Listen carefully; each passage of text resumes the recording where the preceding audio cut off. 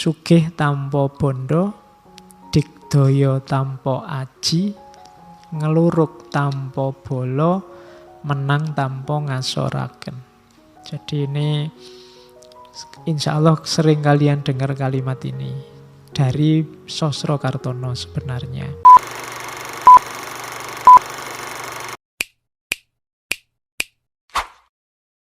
Bismillah, kita lanjutkan ngaji filsafat kita. Malam ini kita bertemu manusia alternatif bagian akhir. Malam ini kita ketemu Raden Mas Panji Sosrokartono. Jadi Sosrokartono ini beliau kakak kandungnya ibu kita Kartini. Kakak kandung dari ya sekitar 11 bersaudara. Putrane Bupati Jepara. Karena anak bangsawan ya dapat mengenyam pendidikan yang lumayan. Dan beliau ini sejak kecil dikenal, kalau bahasa sekarang mungkin indigo. Oh iya, neng yo atau levelnya sama itu. Cuma ya indigo itu dia punya sedikit-sedikit kemampuan spiritual dan nanti banyak bikin heboh dengan kemampuan indigonya ini dan aktivitas kecendekiaannya. Jadi beliau Sosrokartono ini orang pertama era pergerakan yang kuliah di Belanda. Baru nanti diikuti orang-orang yang lain, banyak tokoh yang lain seperti Hatta dan kawan-kawan. Jadi Sosrokartono ini termasuk generasi pertama. Lahirnya juga awal-awal abad 1877. Jadi ya zaman Belanda pasti. Nanti usianya agak sepuh sampai umur 74. Cuma beliau ini mengembara lama di barat. Hampir 26-29 tahun. Jadi menjelajah barat dan orangnya ganteng. Jadi dikenal sebagai pangeran dari Jawa kalau di sana. Jadi itu Sosrokartono termasuk ya kuliah sampai dapat gelar di RS nanti juga dari Belanda. Kuliah S2 juga cuma tidak selesai-selesai. Tesisnya tidak jadi-jadi karena aktivitasnya nanti di Belanda. Nah, Sosrokartono ini kalau bahasa inteleknya dia poliglot. Poliglot itu dia menguasai 41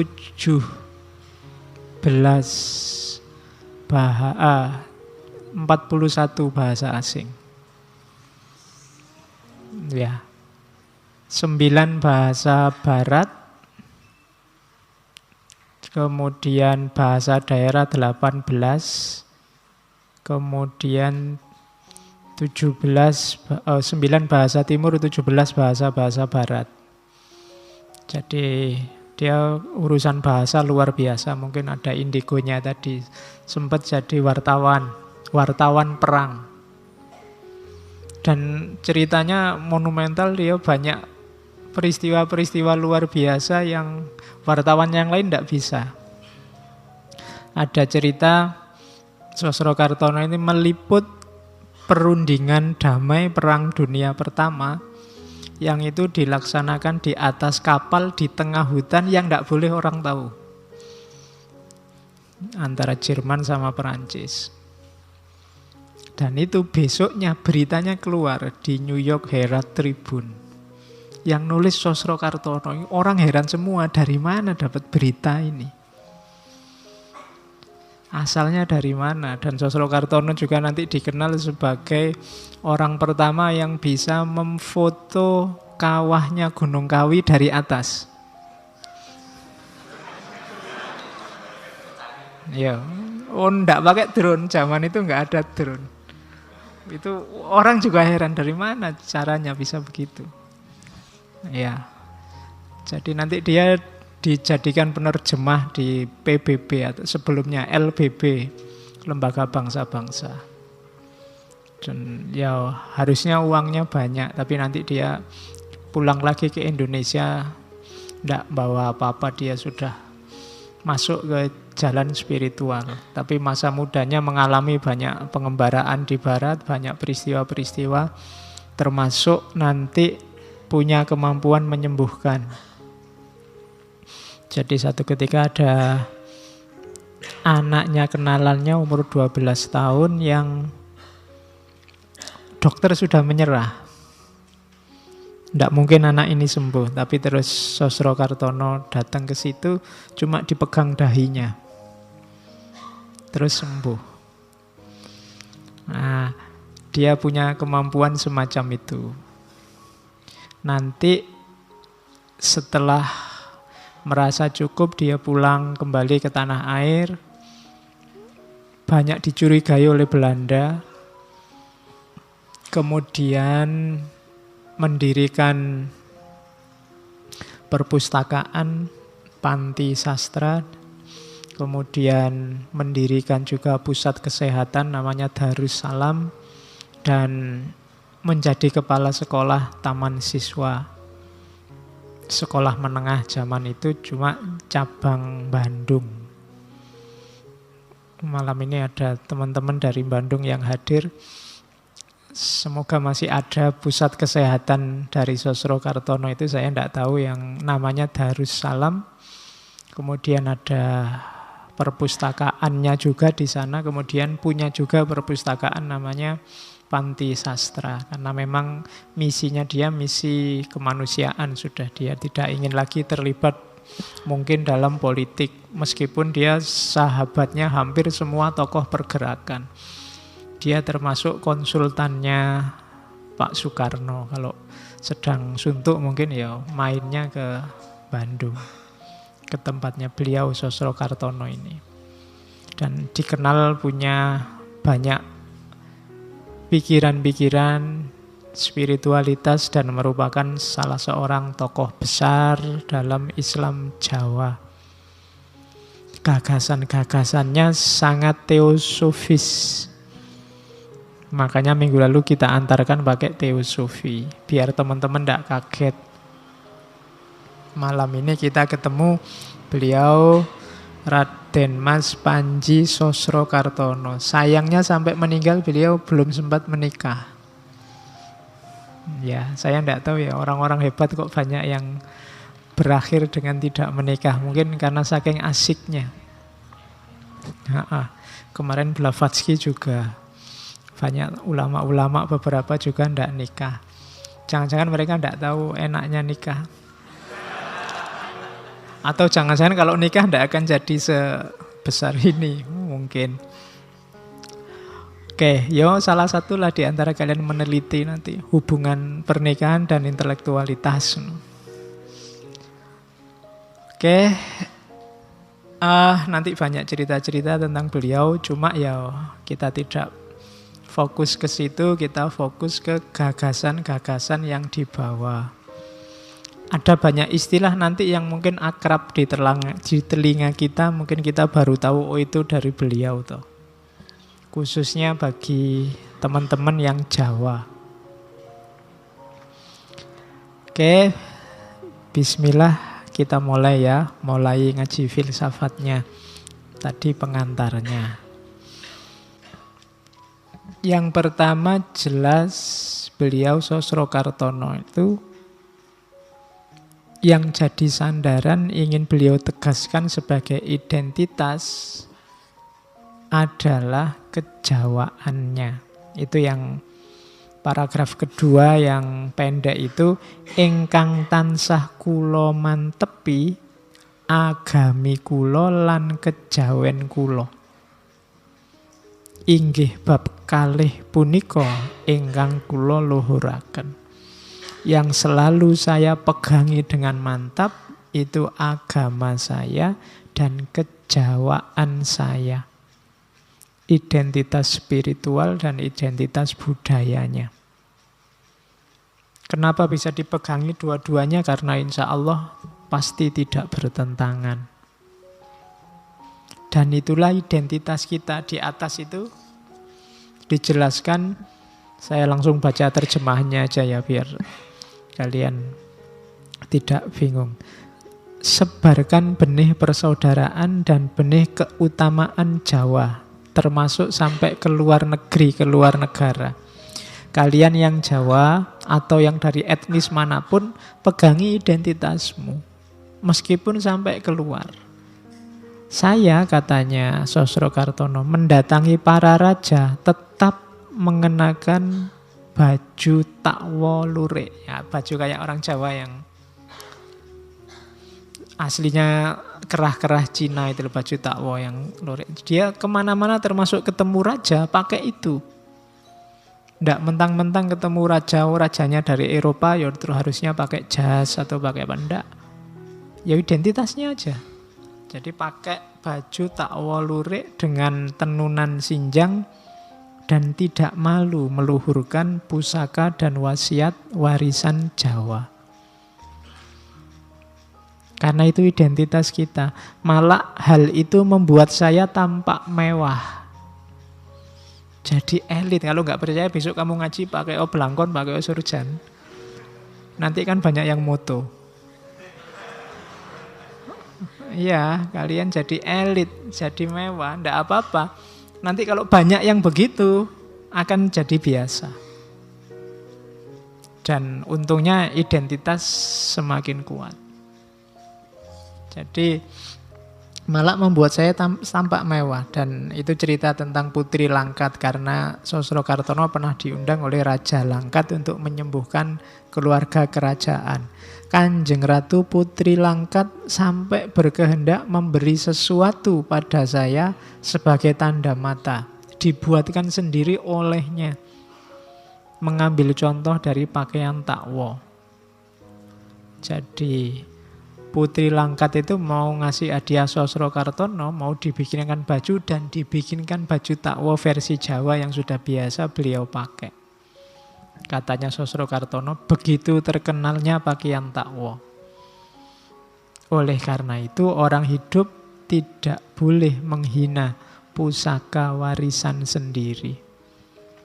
Mila tiyang gesang menika mboten kenging ngina pusaka wasiatipun piyambak. Itu sama dengan kalian meludahi mukamu sendiri. Karena itu identitasmu. Bahwa kamu masih belum mampu menjalankan adat tradisi budaya itu, ya ndak masalah. Asal kamu jangan menyepelekan, merendahkan. Karena itu adalah identitas kita. Dan Sosrokartono bilang, ya itu dua itu saja yang saya ingat-ingat jadi identitas. Yang pertama agama dan yang kedua kejawaan. Agama dan budaya. Oke, jadi ini rumusnya. Sejak awal kita harus punya prinsip-prinsip yang jadi dasar identitas kita. Saya kasihkan contoh pidatonya Sosrokartono pakai bahasa Belanda, cuma itu Indonesianya. Saya takutnya kalau asli Belandanya yang bingung bukan cuma kamu tapi saya juga. Ya itu aja saya tidak bisa baca judulnya toh itu. Judulnya bahasa Belanda di Hindia Belanda. Itu tahun 1899. Berarti Sosrokartono sekitar usia 22 tahun. Di Belgia. Dan ini berarti beliau sudah dipercaya secara intelektual. Karena umur 22 ngisi kongres internasional. Katanya Sosrokartono, bangkitlah hai putra-putri Jawa. Serbulah bukit ilmu pengetahuan yang ada di depanmu. Sungguh jauh dari maksud saya untuk menjadikan kamu menjadi orang Belanda. Pertama-tama kamu harus menyadari bahwa kamu itu orang Jawa dan tetap orang Jawa. Kamu bisa saja menguasai kemajuan orang Eropa tanpa mengorbankan kepribadianmu dan sifat-sifatmu. Kamu harus menguasai bahasamu Dan di samping itu bahasa Belanda. Tidak untuk menggantinya, tapi untuk memperkaya.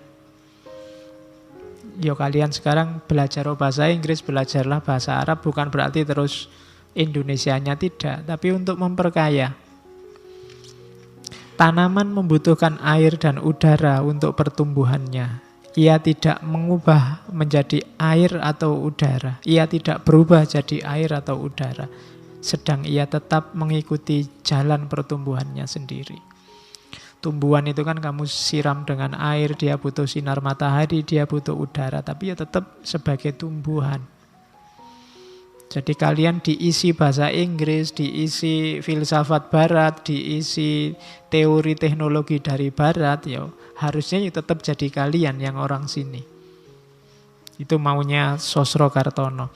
Dengan tegas saya menyatakan diri saya sebagai musuh dari siapapun yang berniat menjadikan kita orang Eropa atau setengah Eropa dan menginjak-injak adat istiadat dan kebiasaan kita yang suci. Selama matahari dan bulan bersinar, mereka akan saya tantang. Itu bisa dibayangkan ya, ngomongnya mesti nggak nada rendah kayak saya ini. Ngomongnya ya mantep ngono lah. Kamu nggak usah ngikuti intonasi saya, intonasi orang ngantuk. Jadi intinya iyalah harus beliau menguasai 41 bahasa, dia bisa populer di barat, dia mengobati orang di barat, tapi tidak kehilangan identitasnya sebagai seorang Jawa. Mungkin agak beda dengan kita ya. Kita kan biasanya ngerti apa-apa sidik terus gaya. Belajar filsafat baru 1 bulan, sekarang kalimatnya sudah eksistensi, esensi, sudah. Iya. Enggak lah. Ya identitas, jangan lupa. Tidak apa-apa kamu disirami air, tidak apa-apa kamu kena sinar matahari, tapi jangan jadi air, jangan jadi sinar matahari. Oke, untuk memperkaya kita pasti. Makanya ngaji ini kan temanya mau macam-macam, biar kamu kaya. Bukan berarti kamu tak suruh berubah jadi Blavatsky apa jadi Nasruddin Hoja. Tapi kamu punya banyak referensi sekarang gitu loh. Kamu sekarang kaya, ya tetap jadi orang Jawa. Oke. Jadi itu yang pertama, tegaskan identitas. Nah, terus mau kemana dengan identitas itu? Katanya Sosrokartono, ingkang dados polanipun langkah kula inggih menika Jawi bares, Jawi deles, sama Jawi sejati. Jadi yang jadi orientasi perilaku yang saya ikuti, katanya Sosrokartono, yaitu yang pertama menjadi orang Jawa yang jujur, lugu apa adanya, tidak dibuat-buat. Mungkin ada di antara teman-teman 1-2 yang dibuat-buat. Dibuat-buat itu dijawa-jawakan. Mungkin ngomongnya kan ada itu kadang-kadang artis syuting, dia bukan orang Jawa terus dijawa-jawake. Kalimatnya jadi wagu. Ya, atau temenmu yang tiba-tiba pakai belangkon. Ya, padahal penghayatan hidupnya bukan penghayatan hidup Jawa, gayanya juga tidak kayak Jawa, tapi ya terus kemana-mana pakai belangkon mungkin. Itu tidak apa adanya. Jadi jadilah Jawa yang bares. Jawa bares itu ya Jawa sesuai keinginanmu, sesuai kata hatimu, sesuai bunyimu. Kalau memang tidak cocok pakai kopiah, pakai belangkon, ya tidak apa-apa. Kalau dalam agama kan pakai kopiah itu tidak wajib juga. Tidak apa-apa. Asal jiwa Jawanya tidak hilang. Apa adanya saja. Oke, makanya saya tidak pakai kopiah. Kapan itu Pak Faiz kalau ngaji kok tidak pakai kopiah? Pusing aku kalau pakai kopiah. Kadang ya kuatel, kopiah itu kan setelah beli itu kan tidak pernah dicuci sampai nanti pensiun. Lah iya kalau dicuci kan bubar tadi. Kadang-kadang itu. Terus cuma tak jawab, nanti kalau saya pakai kopiah aku mau anggap ustadz tenanan. Nanti mau anggap kiai tenanan. Wong ini yo cuma acting jadi ustadz deh. Jadi ndak usah dianggap ustadz beneran. Apa adanya memang begini. Nanti kalau tiba-tiba aku datang ke sini pakai surban, pakai jubah, kamu malah kaget. Iya, pinginnya yang ini apa adanya santai. Nah, itu maksudnya Sosrokarno. Jawa bares, apa adanya jujur. Kalau ndak cocok bilang ndak cocok, ndak srek bilang ndak srek. Sesuai nilai-nilai Jawa. Yang kedua Jawa deles. Jawa seutuhnya. Deles itu ya di situ terjemahnya yang benar, yang sesuai Jawa, yang sejati, yang seutuhnya utuh. Jangan milih jadi orang Jawa pas apa, milih jadi apa pas apa. Ndak utuh masuknya. Nyari yang menguntungkan saja. Nah, itu berarti bukan Jawa deles. Yang ketiga Jawa sejati. Jawa sejati itu ya masuk sedalam-dalamnya. Jadi yang aslinya, yang sejati. Bukan tempelan, bukan cuma acting jadi orang Jawa. Tapi memang jiwanya, memang jiwa Jawa. Jawa itu kan peradaban yang yang termasuk peradaban tua. Apalagi kalau kamu ngitungnya sampai sekitar 200 ribuan tahun sebelum Masehi. Kayak ceritanya Plato itu kan mungkin letaknya tidak jauh-jauh dari Indonesia ini. Kalau dilihat dari geografisnya, peradaban namanya Atlantis. Yang itu habis karena bencana alam ketika gunung berapi jejer-jejer itu mulai dari ujung barat sampai ujung timur meletus bareng zaman itu.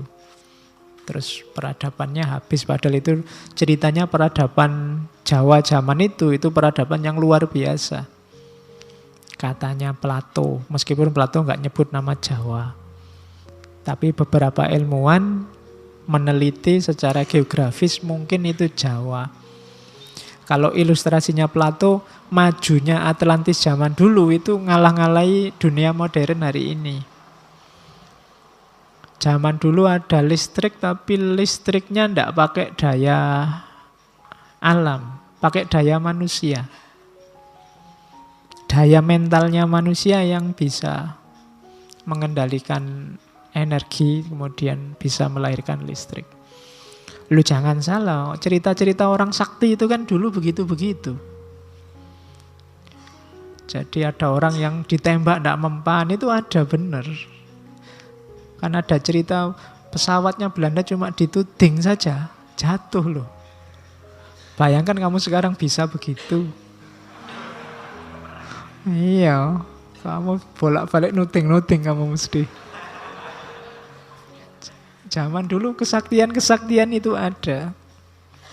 Jadi orang untuk menguasai alam itu tidak terlalu tergantung faktor eksternal. Tapi daya dalam dirinya bisa dieksplor. Mungkin sangat banyak daya dalam diri kita yang tidak terpakai. Epistem kita mungkin agak salah karena yang kita elaborasi habis-habisan itu cuma akal sama panca indera. Dunia-dunia, dimensi-dimensi di luar itu tidak tergarap. Padahal orang timur harusnya tidak concern ke sana. Orang timur itu concernnya ke bagian-bagian intuisi, naluri, nurani, imajinasi, dimensi-dimensi itu. Cuma ilmu kita sekarang kan jadi barat semua. Akhirnya ya fokusnya kalau ndak yang rasional ya yang ada bukti fisiknya. Sehingga kita banyak tergantung pada yang di luar diri kita. Zaman dulu kan kalian sukar membayangkan gimana ya bisa menaklukkan kemana-mana tapi jalan kaki. Naik kuda, bisa nguasai Nusantara, itu kan gak nyambung bayanganmu. Tapi orang dulu bisa. Itu kan berarti mereka punya power yang lebih untuk menaklukkan alam, mengelaborasi diri mereka sendiri. Kayak ceritanya silat-silat itu kan begitu. Ada orang bisa lari cepat, bisa kan gitu. Jalan di atas air. Zaman dulu yang sakti-sakti tidak cuma wali. Penjahat-penjahat juga bisa aja. Digdaya banyak. Kan ada yang ceritanya, zaman saya kecil ada cerita ada maling yang kalau masuk ke rumah dia tidak butuh nyongkel jendela. Pokoknya ada cahaya dari dalam rumah, keluar rumah dia bisa masuk lewat cahaya itu. Masuk ke dalam rumah. Lo nggak nyampe pikiranmu kan? Seandainya kamu bisa gitu enak. Kalau pulang ke kos-kosan dikunci bapak kos, kamu tinggal masuk lewat cahaya. Lu zaman dulu begal-begal yang sakti-sakti itu bisa macam-macam, nggak usah nunggu wali. Bayanganmu yang bisa gitu-gitu kan wali. Tapi ceritanya enggak. Banyak kisah-kisah kesaktian itu kan berarti sebenarnya kita sedang degradasi kemampuan kita untuk mengelaborasi daya-daya kemanusiaan itu. Di antara lain yang ada dalam peradaban Jawa ini. Sosro Kartono itu kabarnya beliau kalau mengobati, melakukan praktek pengobatan itu berdiri. Jadi buka mulai pagi bisa sampai jam 1 malam, 2 malam beliau berdiri. Tidak duduk. Nanti mulai jam 1 sampai jam 4 harusnya istirahat. Istirahatnya main catur. Main caturnya juga sambil berdiri. Bayangkan bisa 24 jam berdiri itu. Orang-orang zaman dulu kalau sedang tafakur, muhasabah kan diam. Kalian mengilustrasikannya kayak orang tapa, kayak orang semedi itu kan. Semedi itu kalau kalian sudah masuk ke alam semedi itu mungkin waktu yang panjang rasanya sebentar. Ya kebalikannya yang latihan semedi. Yang baru latihan itu waktu sebentar kayak panjang, lu baru 10 menit, rasanya kayak setengah jam. Tapi kalau kalian sudah masuk ke situ, waktu yang sangat panjang itu rasanya bisa. Perasaan baru sebentar sudah sore, bisa begitu. Kalau kalian mau coba silakan, kan banyak sekarang teknik-teknik semedi. Nah, itu dunia batinnya Jawa. Pola perilaku, jadi orang Jawa yang bares, jadi orang Jawa yang deles, jadi orang Jawa yang sejati. Oke, terus ini masih panjang. Tugas hidup yang paling utama apa? Belajar. Mengenali diri. Kenapa orang tadi bisa sedahsyat itu mengelaborasi dirinya, memahami alam? Ya belajar. Tansah anglampai dados muriting agesang. Senantiasa menjalani hidup jadi muridnya kehidupan. Gurunya siapa? Kehidupan. Itu berarti orang yang aktif membaca. Alam sekitar, kehidupanmu, lingkunganmu. Jadi tansah anglampai dados muriting agesang. Sinau ngraosake lan nyumerapi tunggalipun manungsa, tunggalipun rasa, tunggalipun asal lan maksudipun agesang. Belajar merasakan. Kalau kalimatnya merasakan itu berarti tidak cuma dipahami, dibaca, berjarak dengan dirimu, tapi merasakan itu terlibat dalam hidupmu. Jadi ngeraosake lan nyumerapi tunggalipun manungsa, bahwa manusia itu satu. Tunggalipun rasa, rasa juga satu, rasa itu satu. Tunggalipun asal, kita berasal dari hal yang sama. Asal kita sama. Lan maksudipun agesang. Dan tujuan hidup kita pada akhirnya sama. Innalillahi wa inna ilaihi roji'un. Jadi untuk bisa Jawa bares, Jawa deles, Jawa sejati, pertama-tama kita harus mau membaca, mau belajar. Bergurulah kepada alam semesta sekelilingmu.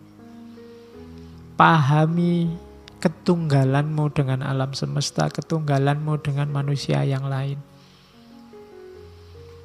Murid gurune pribadi, guru murite pribadi, pamulangane sengsarane sesami, ganjarane ayu lan arume sesami.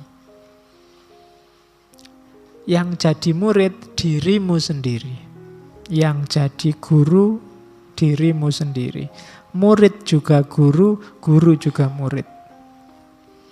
Pelajarannya apa? Penderitaan sesama. Bacalah sekelilingmu, banyak penderitaan, banyak kesengsaraan. Itu harus kamu baca. Kalau kamu bisa membaca itu kan tadi ngraosake lan nyumerapi. Tidak cuma berjarak tapi juga ikut merasakan. Maka selanjutnya akan lahir keindahan hidup bersama. Jadi yang pertama, jadilah muridnya kehidupan. Belajarlah merasa jadi bagian dari alam, bagian dari lingkungan, bagian dari rasa semua manusia. Jadikan dirimu murid sekaligus guru. Guru berarti ajari dirimu, murid berarti belajarlah dari dirimu. Kemudian baca di sekelilingmu banyak sekali penderitaan-penderitaan. Dan itu semua tugasmu, wujudkan hidup yang indah bersama yang lain. Oh, ini kalimatnya luar biasa. Pengendalian diri dan pengenalan diri. Terus ini ceritanya masih panjang.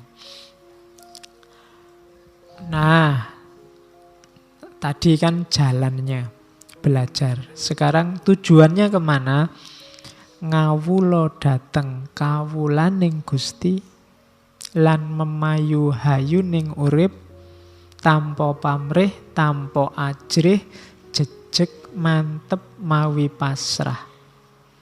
Sebab payung kula Gusti kula, tameng kula inggih Gusti kula. Apa sih tujuan hidup kita? Tujuan hidup kita, katanya Sosrokartono, tujuan hidupku itu mengabdi kepada hamba Tuhan. Nah, ini kamu kan selama ini hambanya hilang. Ini berarti apa? Ini tujuan hidup kita sebagai khalifah. Selama ini kalian bilang mengabdi itu kan selalu yang vertikal. Iya sih, kalau itu ibadah iya. Tapi ada yang lebih penting apa? Ngawula dating kawulane Gusti. Abdikan hidupmu untuk sesama, untuk lingkunganmu, untuk alam semesta. Jadi ngawula dateng kawulane Gusti. Tujuannya apa? Memayu hayuning urip. Hidup ini indah. Ayo dibuat lebih indah lagi, jangan malah dirusak. Yang banyak dilakukan orang hari ini, hidup ini indah tapi didegradasi oleh manusia. Kita tidak memayu hayuning bawono. Seandainya ada pembagian rapot, itu mungkin ya rapotnya banyak merahnya itu manusia. Tidak menjalankan tugas sesuai yang diperintahkan.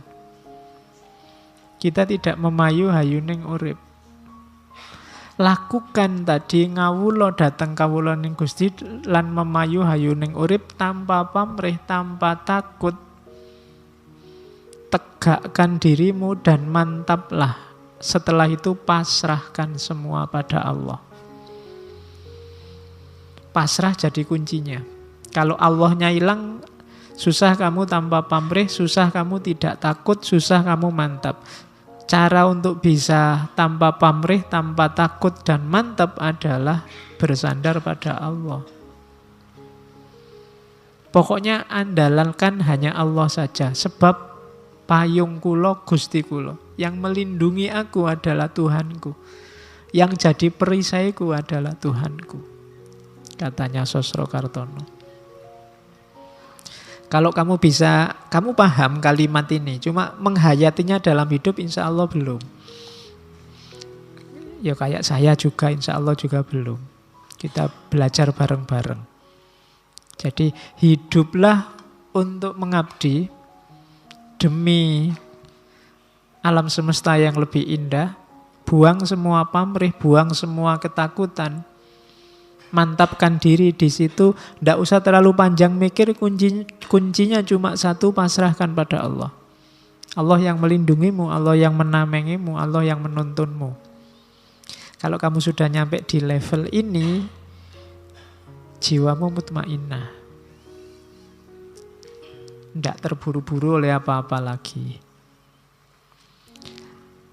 Wasipun inggih menika ngupadosi padang ing peteng, seneng ing sengsara, tunggaling 1000 yuta. Wasipun itu maksudnya hidup ini ayo kita cari terang dalam kegelapan, ayo kita cari kebahagiaan dalam kesengsaraan. Contohnya berjuta-juta. Tunggaling 1000 yuta. Jadi hidup ini memang selalu ada dua aspek, ada terang, ada gelap, ada senang, ada susah. Kalau kalian hidup hanya mau terang saja dan mau senang saja, kalian akan stres. Untuk bisa hidupmu sempurna, hidupmu utuh, kalian harus bisa menemukan terang dalam gelap, menemukan bahagia dalam sengsara. Ya kalau terangnya sendiri otomatis kalian bisa sudah menjalani. Bahagia kalian bisa menjalani. Biasanya orang tidak siap itu ketika gelap dan ketika sengsara. Tapi kalau kalian bisa menemukan terang dalam gelap dan menemukan kebahagiaan dalam kesengsaraan, hidupmu utuh bahagia. Oh, itu diomongkan gini enak ya, lancar ngono, cuma dijalani susah. Iya. Jadi sisi gelap hidupmu apa? Coba kamu renungi, di situ ada titik-titik terangnya. Tidak ada gelap yang total gelap. Kadang-kadang kalau pakai bahasa ilmu, hikmahnya selalu saja ada. Di balik kesedihan-kesedihanmu, itu juga di situ banyak bahagia-bahagia terselip yang kamu tidak sadar.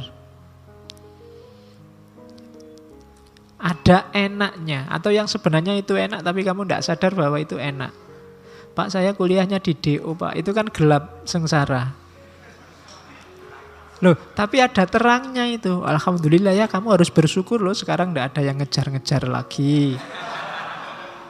Tidak diwajibkan bikin makalah, kamu bisa bebas sesuai keinginanmu, sudah nggak ada yang ngatur-ngatur kamu lagi. Itu kan menemukan ada titik-titik terangnya. Pak, saya sampai umur segini kok jomblo terus ya Pak, tidak ada anunya. Itu kan bagimu gelap, loh enggak, itu justru terang. Cuma kamu tidak bisa ketemukan terangnya di situ banyak. Itu kan sudah terang bahwa kamu tidak laku. Oke. Ya ndak ya contohnya maksudnya ya ndak itu. Oke. Ya. Bisalah kalian ya, kalau selama nalarmu jalan pasti kamu bisa menemukan. Kalau kamu bisa ketemu solusi ini, hidupmu bisa kayak dulu Diogenes, bisa kayak Nasruddin Hoja, ndak ada yang bikin sumpek. Semua peristiwa ketemunya tertawa dan senyum. Jadi tidak ada sisi sumpeknya hidup ini. Itu kalau kamu bisa mencari terang dalam gelap dan menemukan kebahagiaan dalam kesengsaraan. Diputus pacar, ketoknya ya sumpek, tapi alhamdulillah bisa nambah wawasan, nyari lagi. Nah ya kan itu terang. Dibandingkan yang bertahun-tahun pacari itu, terus kan itu wawasannya sempit. Tapi kalau banyak wawasannya luas. Nah, itu menemukan terang dalam gelap. Oke, ya kamu kalau dicontohin ngono melek. Oke, serius lagi. Terus, nah ada prinsip dalam hidup kejawen. Yang pertama, harus diingat memang dalam Jawa itu fokusnya lebih pada ke batinnya. Jadi batin itu nanti wujud fisiknya adalah budi, akhlak. Maka prinsip yang paling utama adalah budi yang luhur. Jadi akhlak yang luhur. angluhuraken bangsa kita. Tegesipun anyebar winih budi Jawi. Gampilaken margining bangsa ngupaya papan panggesangan. Meluhurkan bangsa kita. Maksudnya menyebarkan benih budi Jawa, akhlak Jawa. Akhlak Jawa itu sebenarnya ya sama saja dengan akhlak Islam. Level batin itu sifatnya lebih universal. Sebarkan ini. Demi apa? Keluhuran bangsa. Peradaban kita akan luhur. Kalau kita akhlaknya luhur, budinya luhur, ya peradaban kita, bangsa kita akan unggul. Jadi itu jalan paling gampang. Kalau bangsa kita sudah unggul, hidup kita akan lancar. Ngupaya papan panggesangan. Jadi keluhuran sebuah bangsa kuncinya ada pada akhlaknya, ada pada budinya. Bukan pada yang lain. Mungkin secara ekonomi kita memprihatinkan, secara politik memprihatinkan, olahraga tidak menang. Nah, kuncinya memang tidak apa-apa di situ, tapi jangan kalah di satu aspek, akhlak sebagai bangsa. Kalau akhlaknya sudah rusak, akhlaknya sudah jelek, olahraga menang, itu mungkin rasanya jadi hambar. Kayak kamu bal-balan terus ada tawuran. Tawuran itu kan cermin akhlak. Sampai ada yang tewas, itu kan menangnya sepak bola tidak ada nilainya sudah. Juara umum kok curang, itu juga tidak ada nilainya. Ekonominya luar biasa, orang kaya banyak, GDP-nya tinggi, tapi terkenal sebagai bangsa yang curang, culas, suka menyakiti bangsa lain, penjajah. Itu ya sebagai bangsa dia jatuh derajatnya. Jadi kuncinya bangsa itu ada di budi luhur, ada di akhlak. Yang pertama itu. Kunci kedua, peduli sesama.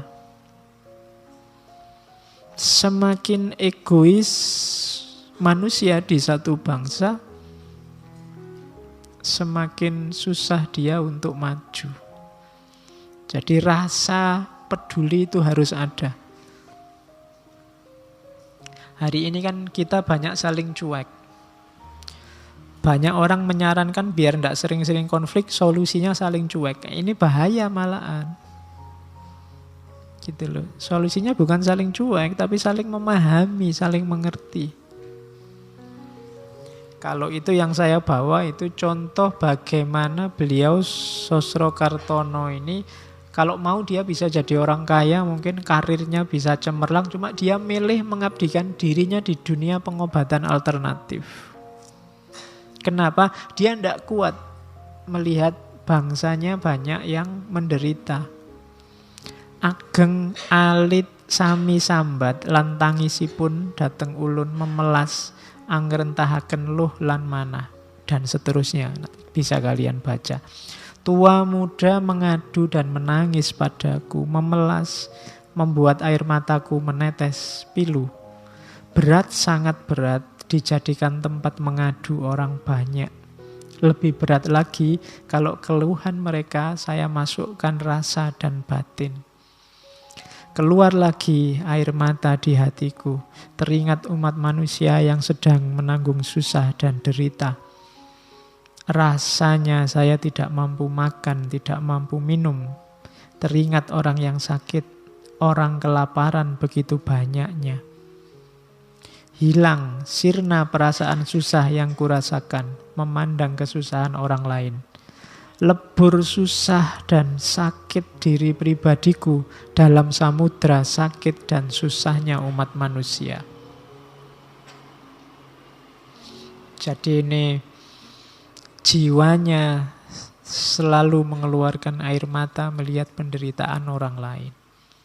Itu yang membuat beliau Sudahlah, meninggalkan gemerlap dunia politik, gemerlap dunia kekayaan, kemudian menapak ke jalan spiritual, dunia pengobatan. Beliau ini dikenal kalau ngobati medianya cuma air. Hanya pakai air. Karena memang sejak awal punya kekuatan khusus tadi. Oke, sekarang intinya. Kalimat ini pasti sering kalian dengar.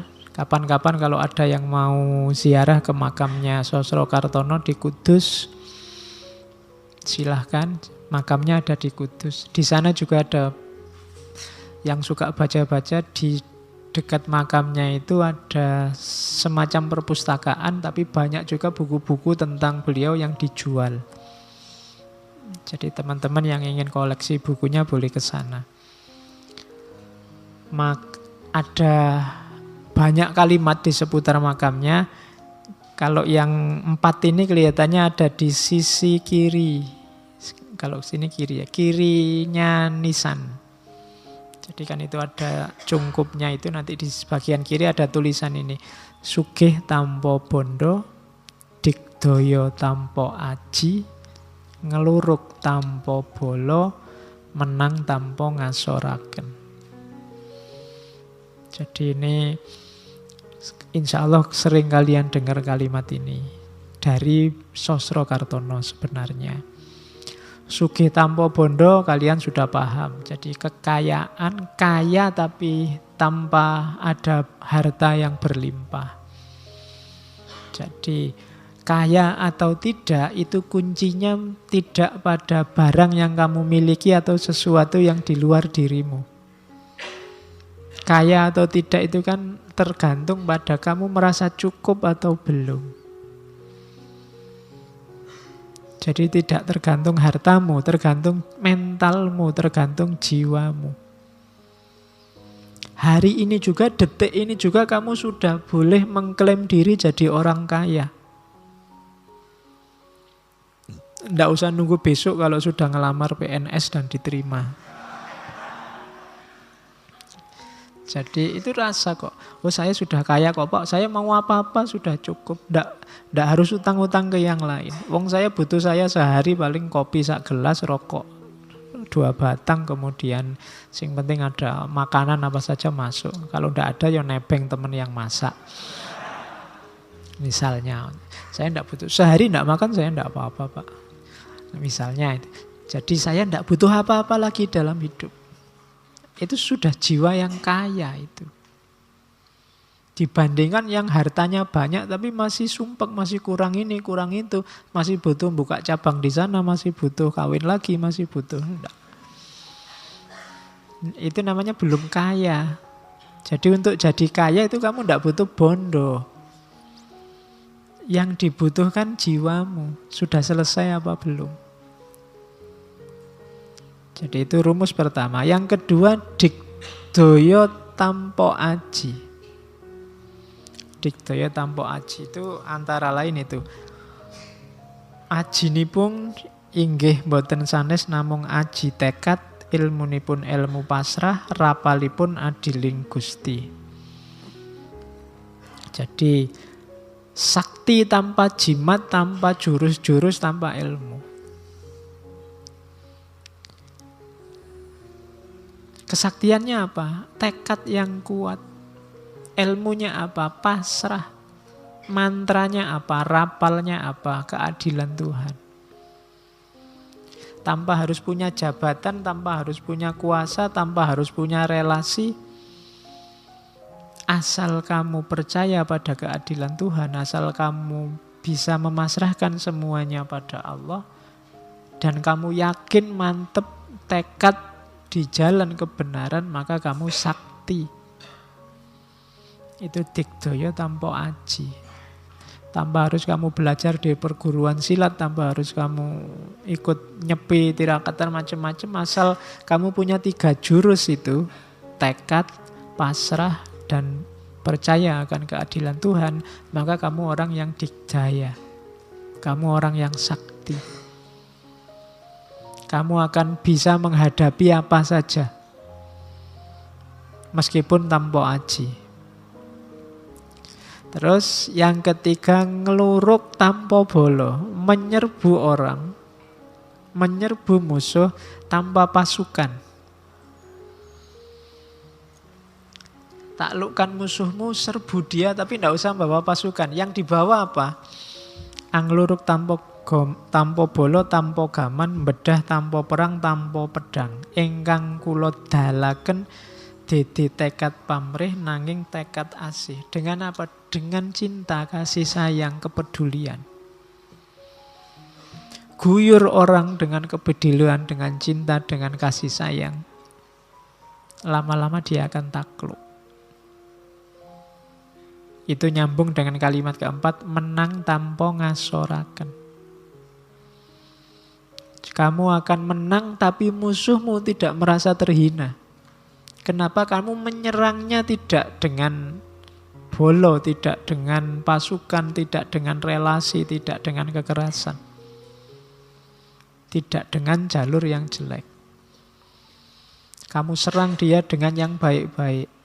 Kamu serang dengan cinta, kamu serang dengan kasih sayang, kamu serang dengan kepedulian, kamu serang dengan kebersamaan, dengan rasa. Maka dia akan takluk, kalah, tapi tidak merasa terhina.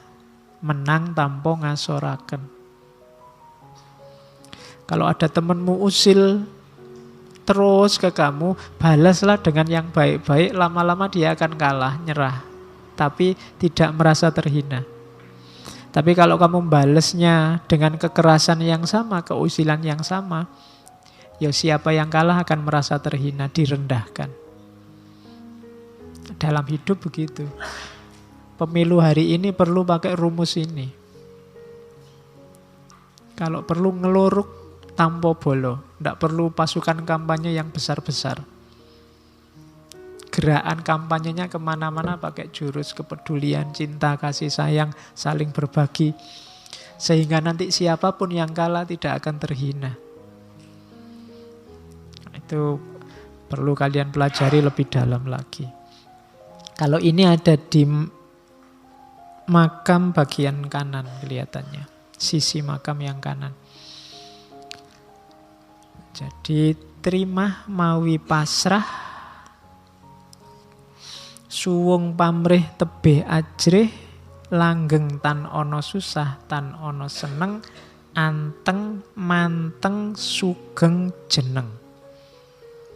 Untuk terima mawi pasrah itu ikhlas dan menerima apapun yang terjadi. Kalau pakai kalimatnya Susro Kartono, ikhlas marang opo sing wis kelakon, terima opo kang dilakoni, pasrah marang opo kang bakal ono.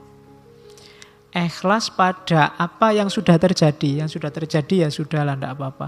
Terima opo kang dilakoni, menerima apapun yang sekarang sedang terjadi. Dan pasrah terhadap apapun yang nanti akan terjadi. Yang sudah terjadi ikhlaskanlah, yang sedang terjadi terimalah, dan yang akan terjadi pasrahkanlah. Itu kuncinya hidup. Terima, mawi, pasrah. Untuk ke sana kita butuh suwung pamrih tebih ajrih. Dua hal yang harus kita perhatikan, hati-hati, tidak boleh ada pamrih, tidak boleh ada ajrih. Ajrih itu ketakutan-ketakutan. Kenapa ada orang korupsi? Karena dia takut miskin, takut tidak bisa mungkin ngasih nafkah keluarganya sesuai yang diinginkan, takut. Ada ketakutan-ketakutan. Kenapa mahasiswa sampai ujian nyontek? Takut tidak lulus. Takut IP-nya jelek, takut DO, takut. Ketika orang takut, dia tidak akan bisa ikhlas, tidak akan bisa pasrah. Masih ada banyak ketakutan.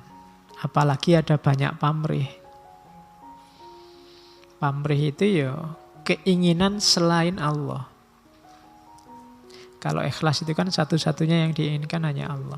Selama masih ada pamrih dan masih ada ajrih, orang tidak bisa ikhlas mempersembahkan segalanya hanya demi Allah saja.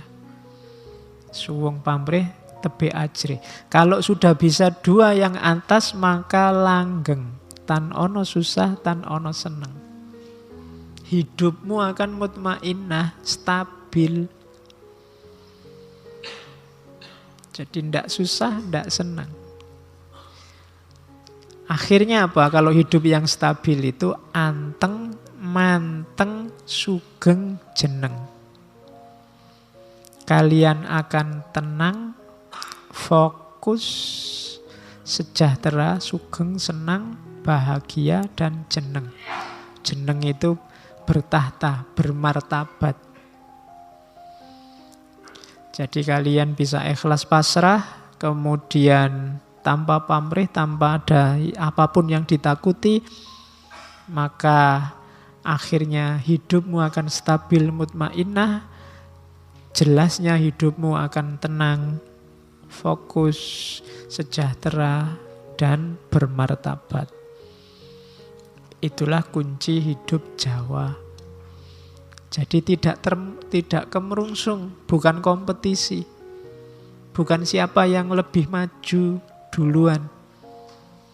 Tapi tentram bareng-bareng, sejahtera bareng-bareng. Diawali dari suwung pamrih tebe ajrih. Semua dharma, semua kebaikan dijalankan tanpa ada alasan apa-apa selain bahwa itu baik dan itulah yang diinginkan oleh Allah. Itu falsafah hidupnya. Terus, ini yang paling terkenal lagi. Filsafat Alip. Falsafah Alip. Nanti di tempatnya beliau, Sosrokartono itu, ada kaligrafi, isinya cuma huruf alif tok. Di masjid ini tidak ada kaligrafi ya. Di mimbar itu mungkin ada kaligrafi. Tapi itu kan tidak alif tok. Ini mau alif tok ini, cuma alif. Itu kan unik. Tapi itu maknanya besar. Dan itu kalau beliau Sosrokartono tidak sembarangan. Sebelum bikin kaligrafi, sebelum masang kaligrafi itu tirakatan dulu. Itu ada kalimatnya.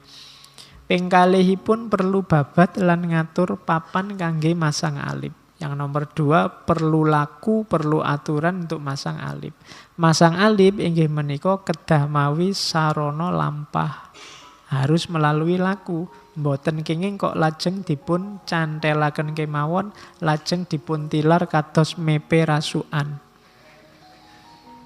Jadi masang gak bisa kok hanya dicendel ketok terus ditinggal kayak jemuran. Kalian kan kalau masang gambar, masang kaligrafi kan gitu. Pokoknya nempel lurus sudah ditinggal kayak masang jemuran. Kalian tidak pernah berpikir efeknya, maknanya, kedalamannya. Kok kamarmu mbok kasih gambar artis sebesar itu misalnya. Kira-kira filosofinya apa, maknanya apa, kan ngono. Ya kan? Ya enggak apa-apa, bahannya artis, tapi kan dari situ mungkin renungan panjang. Wah, ini kuasanya Allah bikin manusia kayak gini misalnya. Loh ya kan enggak apa-apa. Ini masih muda, masih kinyis-kinyis. Besok kalau tua sudah enggak begini lagi. Jadi ini filosofinya kesementaraan. Misalnya kan ngono loh. Lah iya toh. Jadi biar ndak iseng, kamu kan sering iseng, tadi apa-apa mantap. Dan itu beliau Sosrokartono itu kalau lagi di depan kaligrafinya itu bisa berjam-jam diam cuma natap huruf alif itu. Jadi media untuk fokus. Alif itu simbolnya Allah, sekaligus simbol ana, aku. Sekaligus Allah juga simbolnya alif. Termasuk simbol ketika Allah dan ana bersatu, kesatuan Tuhan dan hamba. Kalau dalam Jawa dikenal manunggaling kawula Gusti. Simbolnya kasunyatan.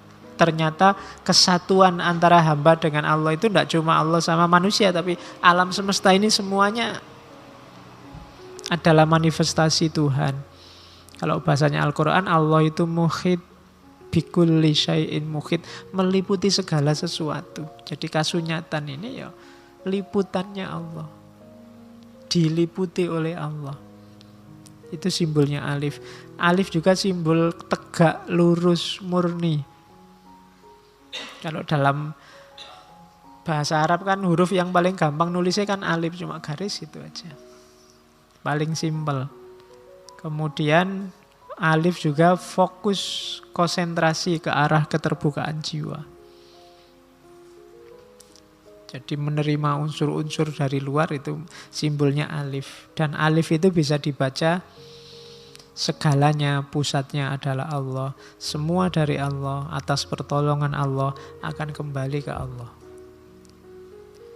Jadi menghadapi apapun pakai falsafah alif, ini dari Allah, atas pertolongan Allah akan kembali ke Allah.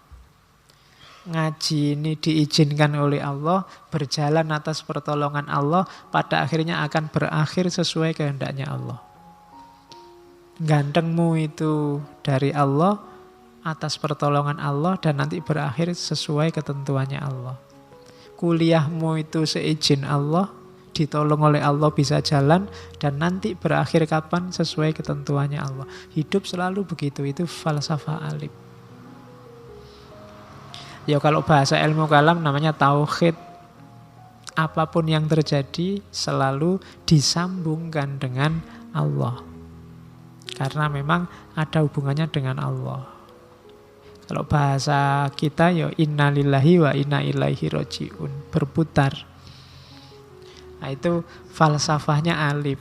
Jadi hanya sekedar satu garis, tapi maknanya bisa dalam, bisa panjang. Nah, jadi nanti di tempatnya Sosro Kartono ada 3 kaligrafi alif. Ada alif warna hitam, dasarnya putih. Ada alifnya putih, dasarnya biru, biru muda. Ada alif warnanya putih, dasarnya merah. Warna ini juga menentukan, membantu dalam merenung muhasabah meditasi.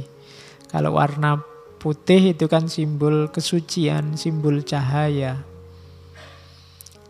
Kemudian kalau warna hitam itu simbol kekuatan, kesatuan. Paduan banyak warna, warna apa saja kamu kumpul jadi satu kan hasilnya hitam. Jadi hitam simbol kesatuan. Manunggaling kawula Gusti tadi bisa pakai simbol hitam. Makanya wali-wali tertentu kan tidak pakai baju putih-putih, tapi pakai baju hitam. Kayak Sunan Kalijogo itu pakai beskapnya ya kalau digambar-gambar kan pakai hitam. Berarti bagus mana Pak putih sama hitam? Ya filosofinya beda-beda. Kalau putih itu filosofinya kesucian, cahaya. Kalau hitam kesatuan, kekuatan. Nah, oke, cuma kalau ketumbimu banyak ya pakai putih aja. Kan gitu katanya iklan. Kalau biru itu simbol ketenangan. Ya kan? Kedamaian. Kedalaman itu biru. Laut yang dalam itu kan warnanya biru. Maka pakai warna biru itu simbol-simbol itu. Aroma terapi-terapi tertentu yang pakai warna kan memanfaatkan ini. Kalau kalian sedang butuh tenang, butuh tentram, butuh damai, warna biru bisa membantu. Kalau warna merah, daya hidup, kreativitas, keberanian, keberlangsungan. Kalau ini kalian sedang loyo, sedang males, sedang tidak gairah, warna merah bisa membantu. Kalau sedang jahat, ya warna putih bisa membantu. Itu terapi-terapi warna. Nah, jadi itu filosofinya falsafah alif yang berasal dari Sosro Kartono. Cuma alif tidak sekedar alif, kaligrafi tidak sekedar kaligrafi. Karena dia dijadikan pijakan untuk merenung. Kalau dalam bahasa agama namanya tafakkur muhasabah. Terus teori lagi dari beliau namanya catur murti. Catur itu 4, Jadi saya tidak tahu kok permainan catur itu mungkin menyerap dari bahasa Jawa catur ini. Eka, dwi, tri, catur, panca. Kalau murti itu penjelmaan. Jadi catur murti itu jelmaan 4. Maksudnya gini, keutuhan hidupmu tergantung bersatunya 4 hal. Kalau kamu ingin hidup damai, tentram, bahagia, masuk ke ranah catur murti. Apa? Pikiran harus benar, perasaan harus benar, perkataan harus benar, perbuatan harus benar. Nah, 4 ini simultan. Tidak sendiri-sendiri. Karena kadang-kadang ada dalam hidup itu secara pikiran benar, tapi secara perasaan enggak. Itu hidupmu tetap enggak bahagia. Misalnya jalan-jalan terus ke angkringan, kamu sama temanmu. Kok ya temanmu enggak punya duit, kamu yang punya duit. Itu secara pikiran, kamu beli sendiri, dimakan sendiri, temanmu suruh nunggu. Itu rasional. Wong ya duit-duitnya sendiri, salah dewe dia enggak bawa duit. Ya kan? Tapi secara perasaan kan enggak sinkron. Enggak nyambung, maka hidupmu tetap enggak bahagia. Kalau bisa ya, pikiran iya, perasaannya iya, kata-katanya iya, perbuatannya iya. Yuk, kayak tadi jalan-jalan ke angkringan itu, akhirnya menurut pikiranmu ya sudahlah, mungkin lebih enak ditraktir aja bareng-bareng. Tapi kok, yuk tak traktir yuk, sampai level ngomong saja, enggak level perbuatan, itu ya belum utuh. Utuh itu sampai level perbuatan. Kalau contohnya perasaan yang nggak cocok sama akal, Pak. Ya misalnya tadi neraktir tadi dibalik akhirnya, wah kamu kok nggak bawa uang? Sudahlah, uangku kamu ambil semua, kasihan kamu. Aku nunggu kamu makan. Nah, itu kebalikannya demi perasaan. Akalnya dikorbankan. Itu kebalikannya begitu. Hidup itu akan selaras, damai, utuh kalau pikirannya setuju, perasaannya setuju, kata-katanya nyambung, perbuatannya nyambung. Ada satu saja yang tidak nyambung, orang akan gelisah. Tiap hari ceramah tentang yang baik-baik, tapi dia sendiri nggak melakukan itu berarti kan kata-kata dan perbuatan nggak nyambung. Hidup tetap tidak akan bahagia. Jadi catur murti itu 4 ini harus selaras. Perkataan yang baik, perbuatan yang baik, didasari oleh pikiran yang baik, dan dijalankan dengan rasa yang baik. Hati-hati yang biasanya mengacaukan, orang jadi tidak berpikir benar, perasaannya tidak benar, perkataan perbuatannya tidak benar. Secara umum, katanya Sosrokartono ada 5. Benci, serakah, iri, fitnah, dan bodoh. Hindari 5 hal merusak ini. Kalau masih ada kebencian, masih ada keserakahan, masih ada iri, masih ada fitnah, masih ada kebodohan, kamu susah menyelaraskan 4 hal itu. Maka untuk kebodohan cari ilmu yang banyak. Fitnah, iri hati, itu sumbernya benci. Fitnah, iri hati, kebencian itu sebenarnya biasanya satu paket. Kenapa orang memfitnah? Karena benci. Kenapa orang benci? Biasanya karena iri. Itu satu paket. Benci, iri hati, fitnah. Kalau serakah ini ambisi yang tidak terkendali. Itu namanya serakah. 4 ini menghalang-halangi catur murti. Kalian usahakan tidak ditelan oleh ini. Kalau masih ada penyakit benci, penyakit serakah, penyakit iri, dan seterusnya, itu berarti biasanya ada sisi-sisi tidak bahagia dalam hidupmu. Terus, ini ilmu yang terkenal lagi dari Sosrokartono, namanya ilmu kantong bolong. Istilahnya kayak guyon, tapi ini luar biasa. Kantong bolong itu, kantong itu saku, bolong itu lubang. Saku yang berlubang. Maksudnya apa? Peduli sesama, nulung pepadane orang nganggo mikir wayah waduk kantong. Yang ono isi lumuntur marang sesami. Menolong orang lain ndak usah dipikir wayah itu waktunya. Waduk itu perut maksudnya. Isinya apa? Kantong yang ono isi lumuntur marang sesami. Jadi begitu ada isinya langsung dipikir, langsung didistribusikan untuk sesama. Itu namanya kantong bolong. Orang yang sudah tidak terikat lagi oleh kepemilikan apapun. Apapun yang dia miliki, kalau ada orang lain butuh, dia akan bisa lumuntur marang sesami. Tiba-tiba keluar saja. Kenapa? Kantongnya bolong. Kalau kantong buntu itu kan dadak mikir, mau diambil berapa ya, ini cuma masjid aja. Yang 2000-an mana kan kamu milih gitu. Tapi kalau kantongmu bolong, kamu tidak sempat milih, sudah. Punyanya 100-an ribu, ya keluarlah 100 ribu itu dari kantongmu. Jadi kalau mau mempraktekkan ilmu ini, ya kantongmu dibolongi. Jadi kalau ada mau sodako-sodako, biar kamu tidak pakai mikir, sudah terlanjur. Jadi cemplungin aja apa adanya. Nah, ini simbol kepedulian sosial. Sejak awal tadi kan kegelisahannya beliau ini kan ketidaksetaraan sosial. Banyak orang miskin, banyak orang sengsara. Sudahlah, tolong saja. Tidak usah pamrih, tanpa syarat, tanpa perhitungan. Tidak usah mikir aku dapat apa.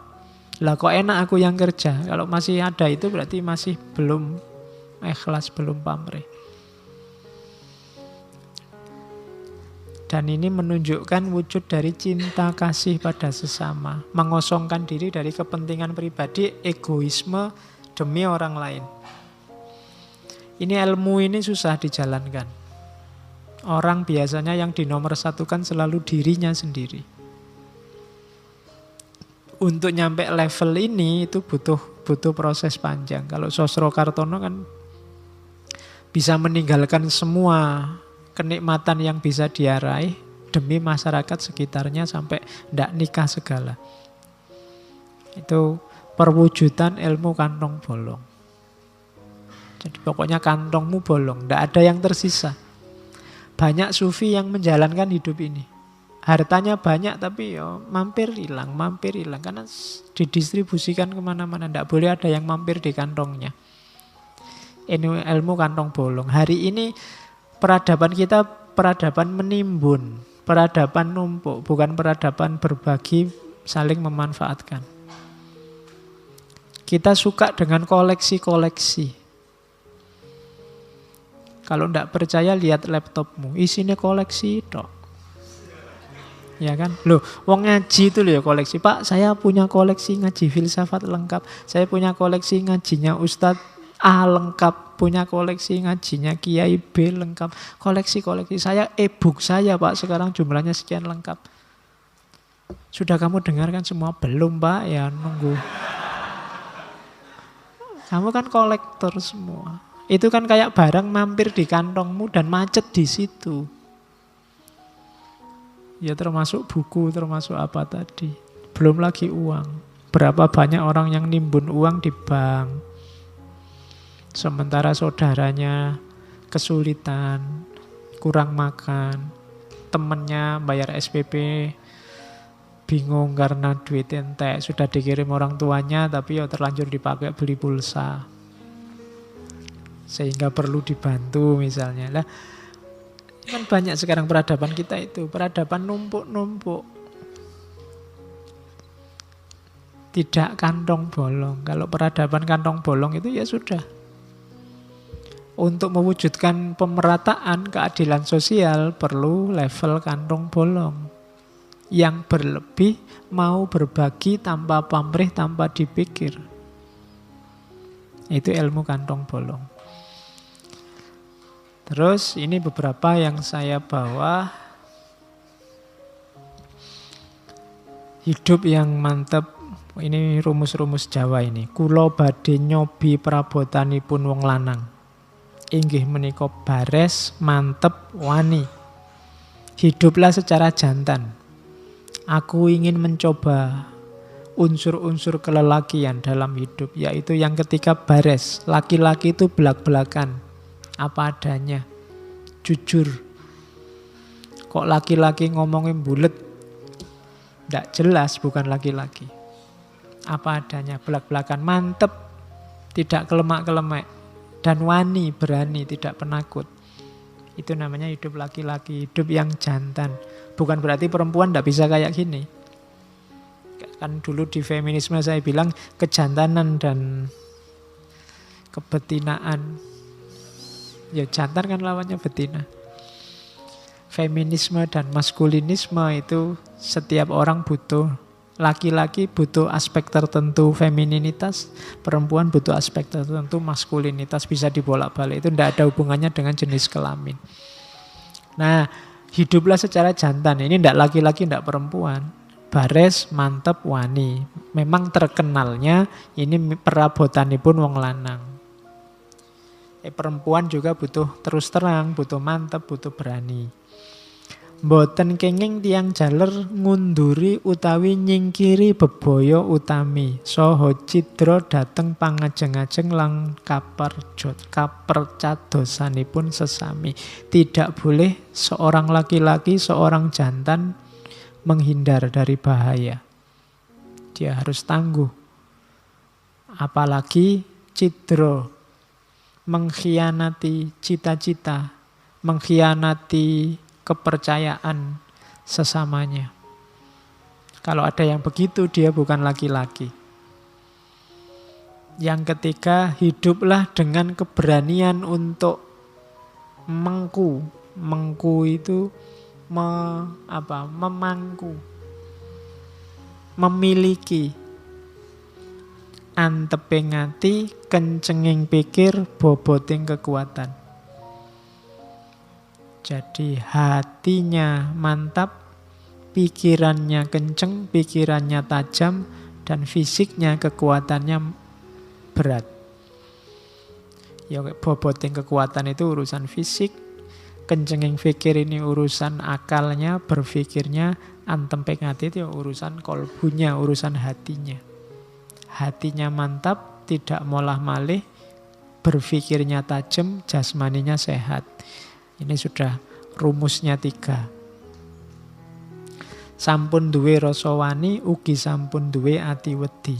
Yen kapengkok ojo melayu. Nah, punya rasa berani, jangan sampai punya ketakutan. Kalau ketemu musuh, ada masalah, jangan lari. Itu hidup yang jantan. Kemudian pakarti asor numusi anak putu lan bekto kasangsarane tiang kata. Hati-hati kalian melakukan kejelekan apapun, akibatnya selain kalian tanggung akan turun pada anak cucu. Apa-apa ada efeknya. Kalau minggu lalu di teosofi ada karma, ada balasannya. Fama ya'mal miskola dzarratin khairan yarah wa may ya'mal miskola dzarratin syarran yarah. Bahkan kejelekanmu akan dinikmati efeknya oleh anak cucumu besok. Tidak cuma kamu sekarang. Maka ojo dumeh tepo seliro ngerti kualat. Ojo dumeh itu jangan sombong, jangan mentang-mentang. Tepo seliro. Tepo seliro itu rasakan yang dirasakan orang lain. Dan ngerti kualat. Kualat itu apa-apa ada sebab akibatnya. Kalau kalian melakukan kejelekan apapun, hasil jeleknya akan kalian nikmati.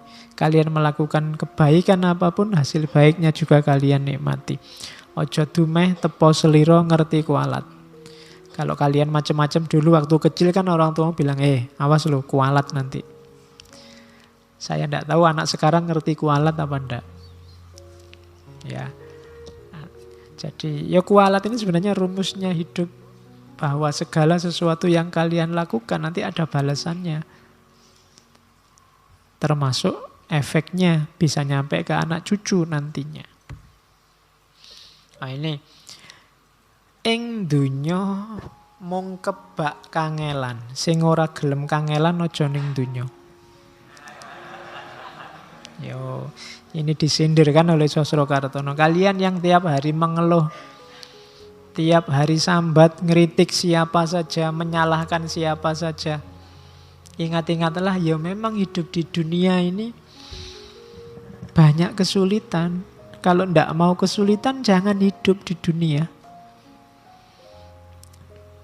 Jadi, ya itulah rumusnya orang hidup. Kalau kamu nggak terima ada masalah, nggak terima ada kesulitan, jangan hidup di dunia. Rumusnya dunia memang kesulitan. Meskipun Allah juga ngasih segala macam fasilitas kita untuk menyelesaikan kesulitan itu. Itulah tantangan hidup. Jadi ini kalimat dari Sosrokartono. Nah, semua tadi teman-teman harus dibaca ulang itu tadi yang Sosrokartono, direnungi ulang setiap kalimat, setiap kata ada maknanya yang dalam. Nah, puncaknya di sini. Maunya beliau Sosrokartono, kula dermi nglampahi kemawon. Yang kepareng wonten buktinipun dumawaha dumununga wonten ing bangsa kula. Yen wonten kahormatan bangsa kita ingkang gadhah hak. Yen wonten kaluhuran inggih bangsa kula ingkang dados pamandhengipun bangsa sanes. Aku hanya menjalani saja semua yang baik-baik, semua yang bagus-bagus tadi. Dari awal sampai akhir itu sudah ada skenarionya, sudah ada yang ngatur. Aku tinggal menjalani. Nanti kalau ada hasilnya yang baik-baik, semoga jatuhlah sampailah pada bangsaku. Nama, kejayaan, keuntungan, termasuk kalau ada kehormatan, bangsa kita yang punya hak. Bukan untuk aku pribadi. Nih.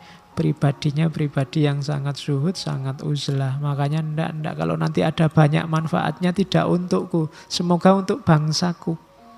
Kalau ada kehormatan, kesuksesan dari sini yang punya hak bangsaku. Kalau ada keluhuran, bangsaku yang jadi luhur. Yo bangsaku yang akan menjadi contoh, jadi pamandhengipun bangsa sanes, bangsa lain. Semoga ketika banyak orang menjalankan yang saya omongkan di atas tadi, bangsa kita jadi bangsa yang luhur. Sehingga jadi contoh bangsa yang lain. Pahalanya, jasanya, tidak usah ditaruh padaku karena aku hanya menjalani. Kulo dermi ngelampahi kemawon. Tidak usah muji-muji aku, tidak usah membesar-besarkan aku. Aku hanya menjalankan saja. Kalau ada manfaatnya semoga untuk bangsaku.